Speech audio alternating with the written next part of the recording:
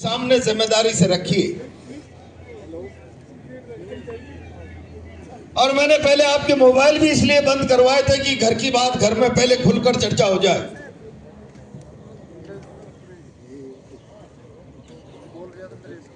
और सामूहिक चर्चा के बाद हम सारे लोग इस निष्कर्ष पर पहुंचे, सरकार समरावता प्रकरण में संवेदनशीलता का परिचय दे। यह उदाहरण कायम नहीं करे लोकतंत्र कि सरकारी हमला जनता पर हो जाए और न्याय की मांग का आवाज दब जाए, बल्कि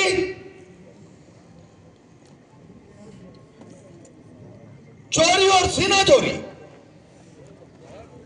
फरियादियों को गुनाहगार बनाया जाए, जिसकी प्रॉपर्टी जले उसे जलाने का अपराधी बना दिया जाए। मैं समझता हूं हम लोकतंत्र में विश्वास करते हैं, हिंसा में हमारा विश्वास नहीं, और इसीलिए हमने चौथ के बरवाड़ा से लेकर नगर फोर्ट तक अपनी आवाज को ठीक तरीके से सरकार तक पहुंचाने का प्रयास किया। लेकिन मुझे लगता है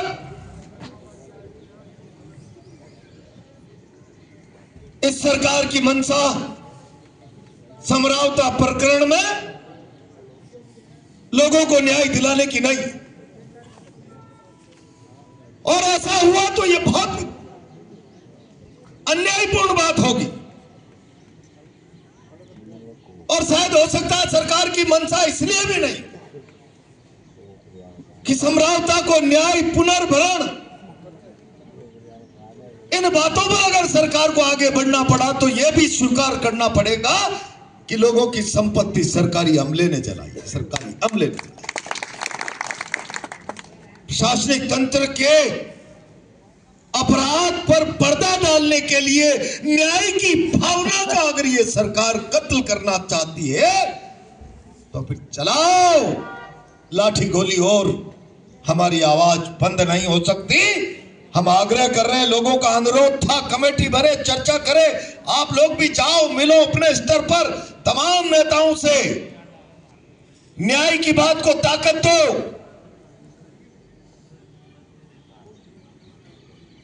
सरकार में भी बात कर लो, और नहीं तो फिर संकल्प करके जाओ। नगर फोर्ट, बुनियारा, चौथ का बरवाड़ा शायद राजधानी से दूर था, और इसीलिए सरकार के कानों तक आधा लाख लोगों की आवाज भी नहीं पहुंच पाई। तो हम सरकार के दरवाजे पर आकर हुंकार भरेंगे। 25 फरवरी को राजस्थान की विधानसभा का घेराव करेंगे। सब तैयार है? जाओ, गांव गांव में हलक जगाओ। अगर समरावता की न्याय की आवाज दब गई तो जुल्म का नया इतिहास लिखा जाएगा। फरियादी दोषी, अपराधी सुरक्षित। यह व्यवस्था केवल समरावता के लिए नहीं, सारे राजस्थान के लिए चुनौती है। और जो न्याय में विश्वास करता है, भरोसा करता है, लोकतंत्र के प्रति आस्था है, अन्याय के खिलाफ जिसके चहन में आ गए, उस पूरे राजस्थान को 25 फरवरी को न्याय के इस संघर्ष में विधानसभा जयपुर पहुंचने के लिए घर घर जाकर पीले चावल बांटकर हलक जगा दे। यही कहते हुए, आह्वान करते हुए अपनी बात को विराम देता हूं। बहुत बहुत धन्यवाद। इनकलाब जिंदाबाद, इनकलाब जिंदाबाद, इनकलाब जिंदाबाद।